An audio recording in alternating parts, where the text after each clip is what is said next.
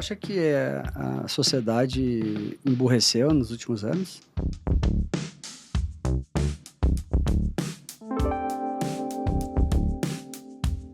Bom, tem vários números até que mostram isso. As pessoas leem menos, as pessoas têm pior interpretação de texto, muitas delas.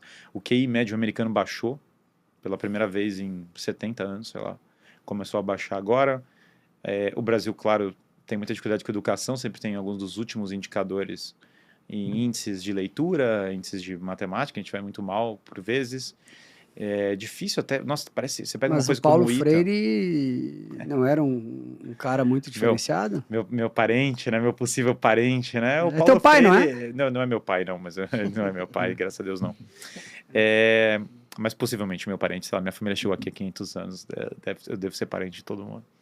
O Nelson Rodrigues é meu parente também, aliás. Minha família é cheia dessas conexões. Assim, olha, o que eu acho?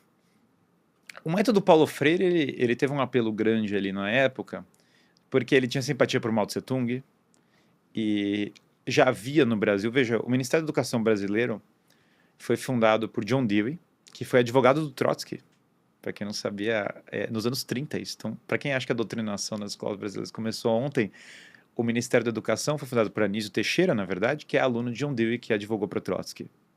Podem pesquisar. Simplesmente, John Dewey defendeu Trotsky, inclusive depois da morte do Trotsky. John Dewey era muito amigo de vários progressistas americanos, ele é o pai da educação progressista americana, e Anísio Teixeira tirou a inspiração para criar o Ministério da Educação ali, isso é anos 30.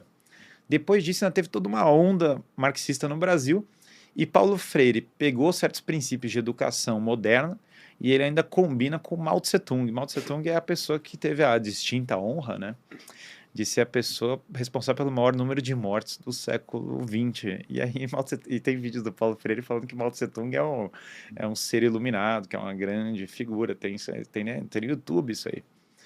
E assim, quando você combina, né, assim, não é que a educação, essa estranha fusão de progressismo americano com Mao Tse Tung, que vem dessa estranha fusão de Paulo Freire e Ministério da Educação, não é lá uma fórmula que tende a funcionar, né? Assim, sei lá, falar que eu não sei que você deveria descartar os clássicos e a tradição moral, e que a tradição moral é opressão, e na verdade agora você vai libertar o oprimido, não sei o quê. Toda essa vibe, né? É uma vibe bem anos 70, bem anos 80, bem esse marxismo brasileiro boomer, assim, né?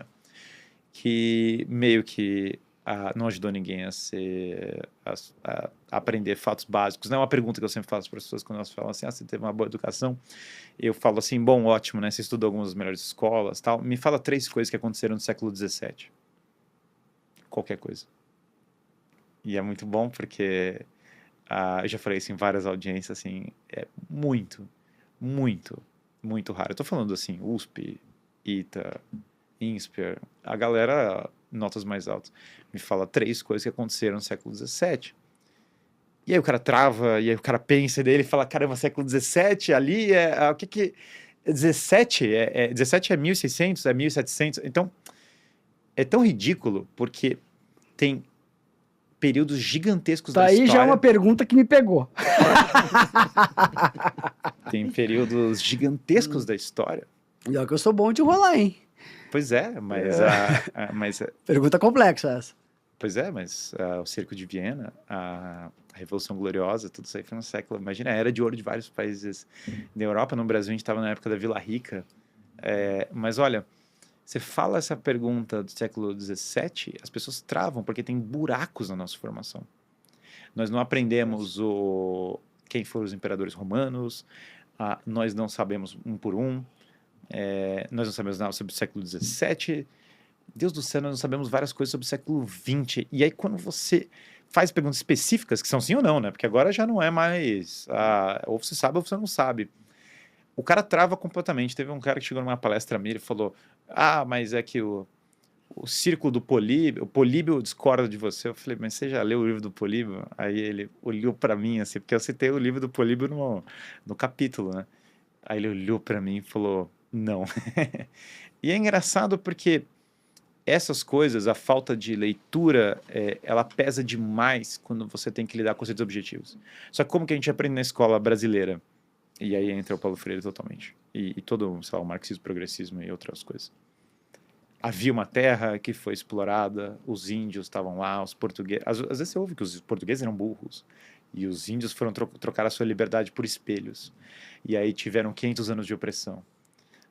E aí teve a República, do nada a República são os escravocratas, oligarcas, do nada isso era para ser bom, mas ninguém conta, não, vamos meio que pular essa parte, abolição da escravidão, Zumbi dos Palmares, caramba, Zumbi dos Palmares, mas a Princesa Isabel que aboliu a escravidão, mas agora a gente é Zumbi dos Palmares, e aí Bale Bale, Constituição de 88, cara, o que aconteceu, sabe, ditadura... Então é tudo muito estranho, porque você ouve meio que esses sentimentos quase, sabe? Revolução Francesa aconteceu e foi maravilhoso. O que aconteceu na Revolução Francesa? Sei lá, mataram... A França caiu numa desgraça, virou uma sequência de ditaduras durante séculos, a economia piorou, só foi resolvida inclusive com Napoleão dando um golpe de Estado e assumindo como monarca prático da França. Todo mundo sabia que aquilo era um lixo, crime, a economia estava um fiasco. Napoleão que resolveu, botou a casa em ordem. Só que você aprende isso como se fosse uma coisa maravilhosa, como se tivesse salvo a humanidade. A Princesa Isabel era uma mulher de altíssimo nível, de altíssima erudição. Ela é uma pessoa incrível, ela aboliu a escravidão nesse país, ela foi derrubada basicamente por uma ideologia positivista de terceira categoria. O Brasil ficou atrasado depois da República e ninguém fala nada. Todo mundo trata disso como se fosse algo natural. É normal que o Brasil seja, sei lá, uma república. Você pega, às vezes, a Revolução Russa, apresentada, para mim foi na escola, pelo menos, a Revolução Russa como um grande marco dos direitos, entendeu? Da evolução do homem. Então, episódios que terminarem em atrocidades, em genocídios e francamente, em destabilização dos países, são apresentados como positivos. E aí você ouve essas histórias genéricas de opressão e não sei o quê, que você não sabe nem de onde vieram, qual é o contexto, né? E aí quando você lê os livros do período mesmo, tem um livro que eu amo, chama A Vida do Padre Anchieta, do Pero Rodrigues. Não é a narrativa do seu professor de história, né? Até um amigo meu brinca, que até tem uma gestora, um amigo meu que tem uma gestora, ele brinca com a diferença entre um cruzado e um professor de história, e fala que o cruzado pode ser de direita, né? Então, quando um cara, sem dúvida tem professores de história de direita muito Veio bons um no aqui Brasil. de direita, Fiz inclusive. essa mesma piada com ele. Aparecem alguns, mas olha, o fato é, quando você aprende história, eu tô lendo esse livro do Pero Rodrigues, que tá contando a história lá, é um livro da época, um livro do período. É outro planeta, é tudo muito real, sabe? Você tá vendo os personagens, tá vendo as coisas, longe da narrativa genérica de todos são oprimidos, que é a mesma narrativa hoje, aliás, todos estão sendo oprimidos por uma grande força capitalista, não sei o que oprime as pessoas e temos que nos libertar dela, porque daí o paraíso vai vir na Terra, irmãos, está ao alcance, todos vamos para o messianismo muito claro, né, dessa visão, que é claramente uma religião política, né?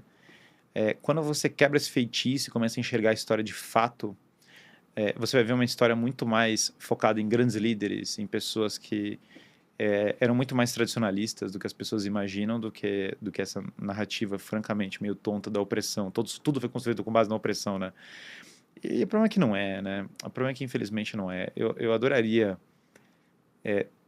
às vezes, quando você conversa com pessoas, falaria até conceder alguns pontos, mas a ideia de que todas as coisas são construídas com base na pura opressão das pessoas, né? Tipo, eu estava lendo esses dias um grande livro, né? A biografia do Henry Ford. O Henry Ford foi um cara excepcional. Sumiram também com a história do Henry Ford, mas foi um cara muito inteligente. O Henry Ford, que aliás era pro equivalente da época, absolutamente contrário às ideologias revolucionárias, né? Ele era um anticomunista ferrenho e tal.